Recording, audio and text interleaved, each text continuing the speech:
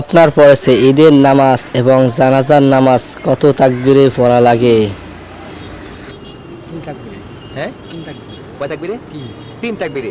ঈদের নামাজ তিন তাকবীরে, জানাজার নামাজও তিন তাকবীরে। হলো এটা। সূরা ফাতিহা মুখস্থ আছে? সূরা ফাতিহাটা মুখস্থ নেই। কালেমায়ে শাহাদাত মুখস্থ আছে?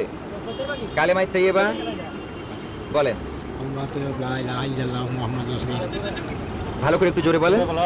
কলমা তৈয়ব লা ইলাহা ইল্লাল্লাহু মুহাম্মাদুর রাসূলুল্লাহ। হ্যাঁ, কালেমায়ে তাইয়্যিবাটা হয়েছে। ঈদের নামাজ ও জানাজার নামাজ দেখেন আমরা জানি না জানাজার নামাজ কয় তাকবীর পড়তে হয়?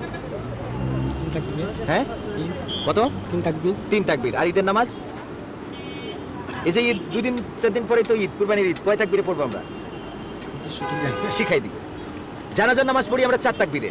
কয় তাকবীরে? চার তাকবীরে। 4 তাকবীরে। আর ঈদের নামাজ পড়ি যারা হানাফি মাযহাব ফলো করে তারা 6 তাকবীরে, এবং অন্যান্য অনেকেই আছে যারা 12 তাকবীরেও পড়ে, সেটা হয়ে থাকতে পারে। তবে যারা বাংলাদেশের বেশি মানুষ কয় তাকবীরে পড়ে? 6 তাকবীরে। মনে থাকবে জানাজার নামাজ কয় তাকবীরে বলেন? চার তাকবীর। 4 তাকবীরে। পরিবারে কয়জন আছে? পাঁচজন। 5 জন। বাচ্চা কয়জন? আচ্ছা। হ্যাঁ? তিনজন। তিনজন। 3 জন। আর স্ত্রী, মা বাবা নাই? আপনার পরিবারের জন্য আমরা বড় পুরস্কারটা দিচ্ছি, যদিও আপনি পারেননি, তাও আপনাকে এটা দিলাম আপনার সহযোগিতার জন্য।